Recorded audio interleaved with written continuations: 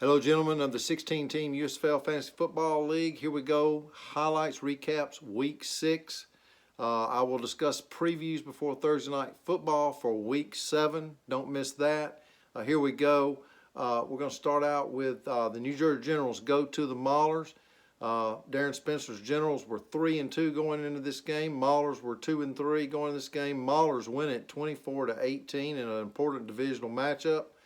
The Generals went into this game without Parker and without Galladay. Not that he would play them necessarily, but they are two very good players with a lot of potential. Had to sit on the bench this week or in IR, and then Lamar Jackson didn't perform so well for Darren Spencer's Generals. That cost him 24-18. Maulers win. Ron Freeman, our only celebrity owner in this league, runs his Maulers. He played with the Maulers. The Maulers are maxed out, man. Watch out for Ron and his Maulers. He has 3 big stars on IR that will eventually get healthy and play. He's sitting at 3-3 now, 1 game behind the Stars. So interesting going forward. Next game is the Breakers and the Stars. Craig Christian's Breakers, champions, I believe, a couple of years ago. Breakers are 2-3 going in this game. Stars were 3-2. Stars win 32-24. If you score 32 points in this league, guys, you're probably going to win your game. Stars are loaded with stars. Michael Summers' team, he goes to 4-2. He's on top in the Atlantic Division.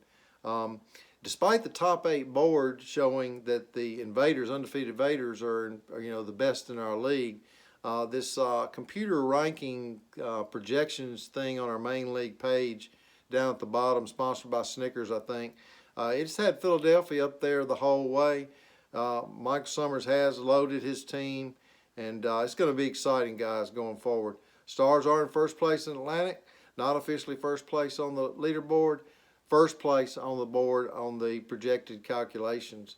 But Stars win this one over the Breakers. Number 3 game, Bulls and the Stallions. Stallions go to the Bulls on the road and get an important road win in a Southern Division, 26-24. Stallions are now in first place at 4-2. Bulls fall to 2-4 in this one. Don't let that fool you, though. The Bulls will be there in the end. They've got some stars on the IR list too, and they will be healthy going forward. So Southern Division is certainly not settled. And then the Boats and the Bandits. Bandits win this one at home, 31-28 over Jake Matthews' Boats. Brian Tracy's put together a pretty good team. Brian's Bandits have been at the bottom pretty much every year since the league inception. He's got a formidable team this year. The South is going to be exciting, guys.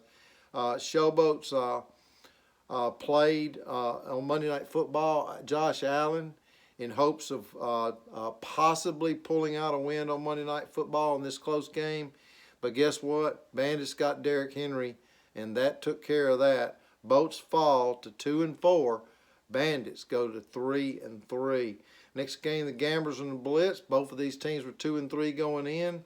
Gamblers win over the Blitz 31-25 in a pretty solid performance by Bill Kellick's Houston Gamblers. The Blitz have a mixed bag of performance. Runner-ups last year in the league.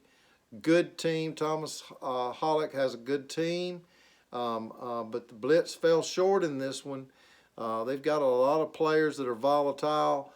They'll just have to put it together come playoff time or toward the end of the season to try to make those playoffs and hope that their volatile team can all work together at the same time. But the Gamblers win this one, go to 3-3. Blitz fall to 2-4. And then the Outlaws and the Panthers. Ian Brown's Outlaws went in 3-2. Panthers 3-2, fighting for first place in the Central.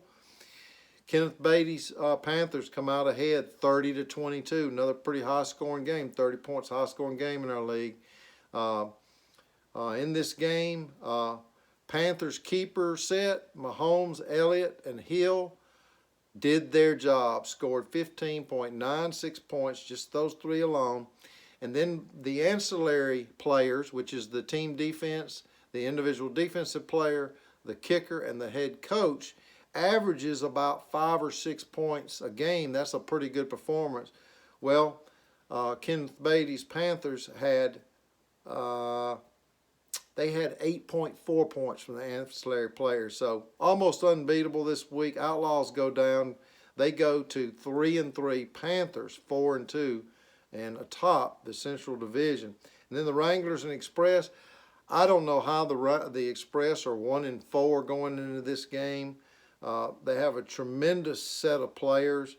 Dalvin Cook, Robinson, Burrow, who's performing good, Sutton, who's performing good, and Devontae Smith, who will probably get better as the season goes. The Express win this game over the Ramblers, put a whipping on them, 30-18. Express go to 2-4. Wranglers go to 2-4. 2 games out. They're on out over the Invaders. But I tell you what, watch out for the Express going forward. I have a feeling they're going to be there. They may not win the Pacific Division, but I do think they're going to make the playoffs and be very formidable. This is a league of attrition, and the Invaders have to stay healthy. Watch out for the Express going forward. Can't say much about Kevin Perillou's Wranglers. I know he's going to play the game. Everybody's 1 injury away from something happening. Hang in there, Kevin, at 2-4, bottom in the Pacific right now. And then the Golden Invaders. These are our 2 new guys on the block. Steve Smith inherited the Gold, but he inherited a pretty good team. Unfortunately, what happened in that game this week was very interesting.